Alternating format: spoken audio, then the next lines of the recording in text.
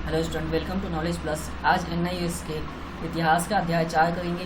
3 अध्याय करा चुका हूँ, हड़प्पा काल, हड़प्पा सभ्यता तक। ठीक है, जो इंपॉर्टेंट क्वेश्चन है पेपर से सिर्फ वही मैं कराता हूँ। चैप्टर पूरा नहीं डिफाइन कराता मैं स्पेशली, और कुछ बेसिक पॉइंट भी बता देता हूँ आपको। ठीक है, तो वीडियो स्टार्ट करने से पहले पैटर्न सबसे पहले देखेंगे।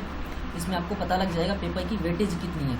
पेपर ऐसे ही आते हैं, चैप्टर वाइज ये नहीं है। ठीक है, 10 मार्क्स के 5 क्वेश्चन हैं यानी 50 हो गए, और 4 मार्क्स के 8 क्वेश्चन 32, ये 50 नंबर के, ये 32 हो गए आपके, और 2 नंबर के 4 क्वेश्चन 8 हो गए। एक मैप होएगा 10 मार्क्स का 18 नंबर। ये टोटल पेपर 100 नंबर का होएगा। अब यहाँ एक चीज़ और मेंशन आपको बता दूँ कि जो हिस्ट्री का पेपर है और लैंग्वेजेस का, इसमें वर्ड लिमिट होती है। अगर आप वर्ड लिमिट से ज़्यादा लिखते हैं तो आपके मार्क्स कटते हैं। हिस्ट्री है तो इसके अकॉर्डिंग ही बता रहा हूँ। 4 मार्क्स में 80 वर्ड्स की लिमिट है, इससे ज़्यादा नहीं लिख सकते। 2 मार्क्स में 20 की, और 10 में 200 वर्ड्स लिख सकते हैं। ठीक है, तो 200 वर्ड है तो 220 आप लिख सकते हैं, तो मार्क्स नहीं कटेंगे।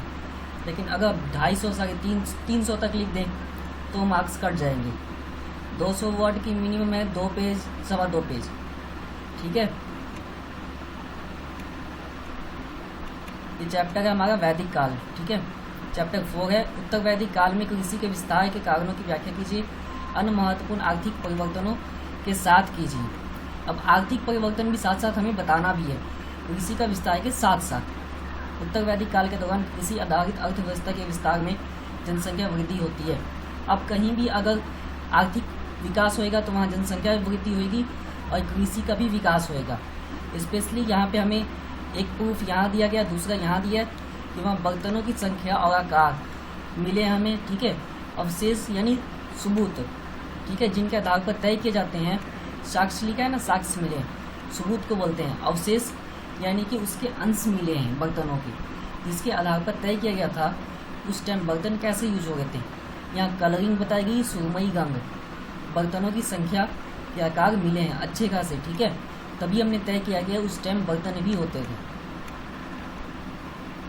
समय बीतने के साथ साथ उत्तर वैदिक काल में लोग कृषि तो जान ही गए थे, लेकिन उन्हें मौसम का भी पता चल गया था, खाद का पता लग गया था, सिंचाई की जानकारी हो चुकी थी, ये सारी जानकारी हो चुकी थी। और एक चीज़ आपको एग्जैक्ट डेट हिस्ट्री में कहीं भी मेंशन नहीं है, लेकिन एक अंदाजे के तौर पे आप ये समझ लीजिए कि तकरीबन उत्तर वैदिक काल काफ़ी तब की बात है, हड़प्पा सभ्यता तकरीबन थोड़ा सा आप पहले ही मान के चलिए। ठीक है, इन सभी विकास के परिणाम स्वरूप उत्तर वैदिक काल के अंतिम चरण में कुछ स्थान जहाँ पे ये हस्तिनापुर, कौसंबी, इन जगहों पे हमें विस्तार मिले वास्तविक रूप से। किसका? कृषि विस्तार। इन स्थलों में धीरे धीरे नगरों की विशेषता होनी शुरू हो गई। अब ये स्थल किसमें परिवर्तन होने लगे? नगर में। ठीक है, ऐसे अर्ध विकसित नगर जहाँ श्रेष्ठ रूप से राजकुमार, पादरी और कारीगर रहते थे। कारीगर बात की जाती है कि जो आपकी वस्तुएं बनाते हैं उन्हें कारीगर कहते हैं।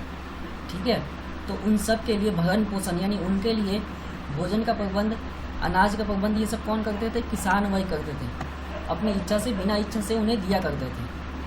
ठीक है, सेकंड क्वेश्चन है। इसके बाद एक और क्वेश्चन है, ये क्वेश्चन भी 10 मार्क्स का है। मैंने पहले ही बताया 10 मार्क्स में वर्ड लिमिट है 200 वर्ड की, तो 200 से अगर 225 आप लिख सकते हैं।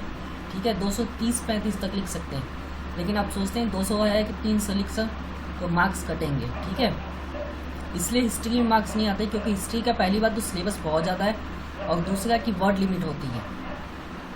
उत्तर वैदिक काल की आर्थिक अर्थव्यवस्था के साथ साथ प्रारंभिक काल की तुलना करनी है आपको। यहाँ पे तुलना बेसिस पे क्या उत्तर वैदिक काल की बतानी है और प्रारंभिक, इन दोनों में बतानी है कि अर्थव्यवस्था की जो कैसी थी, बदलाव कैसे हुए, या विकास कैसे हुआ, या परिवर्तन कैसे आया। ठीक है, तो पहले मैंने प्रारंभिक वैदिक काल का बता दिया है ऊपर।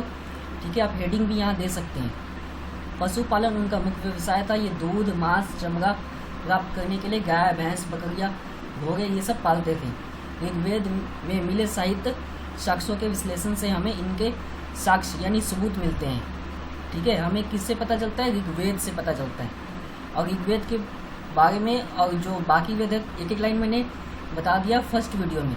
अगर आपने नहीं देखा है तो आप जाके देख सकते हैं। वैदिक काल के दौरान कृषि आधारित अर्थव्यवस्था के विस्तार से जनसंख्या में वृद्धि होती है। चित्रकारी की अब यहाँ पे पहले वाले सारे पॉइंट आएंगे।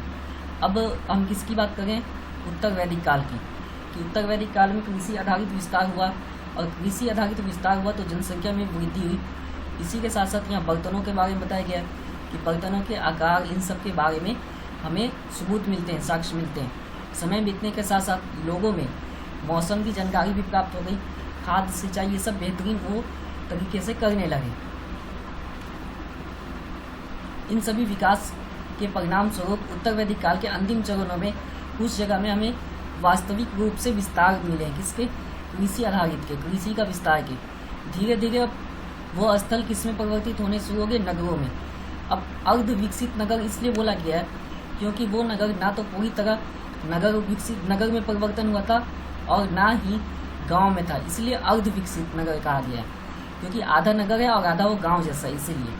तो अगर उस स्थान पर ये स्पेशली राजकुमार, पादरी और कारीगर के जो भरण पोषण थी, यानी कि भोजन अनाज की बात थी, तो किसान ही करते थे, अपनी इच्छा और बिना इच्छा से उन्हें दिया करते थे वो।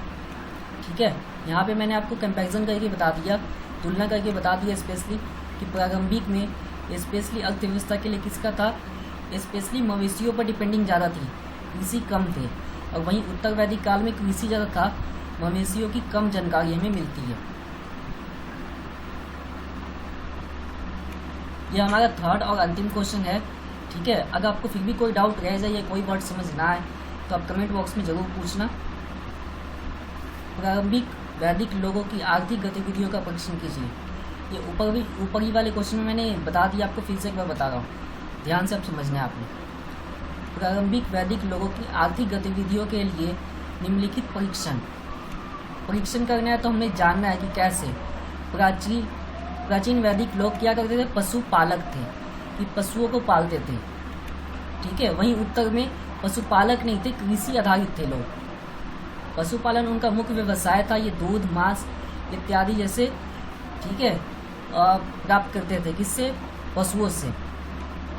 यहाँ पशुओं के नाम भी मेंशन मैंने कर दिया, आपने भी ऐसे ही लिखना है पेपर में। ऋग्वेद में मिले साहित्य साक्ष्यों के विश्लेषण से हमें इनके साक्ष्य मिलते हैं। ऋग्वेद एक प्रकार का वेद है, ऋग्वेद, सामवेद, यजुर्वेद, अथर्ववेद, 4 वेद हैं। ठीक है, और ऋग्वेद में स्पेशली मेंशन है किसके बारे में?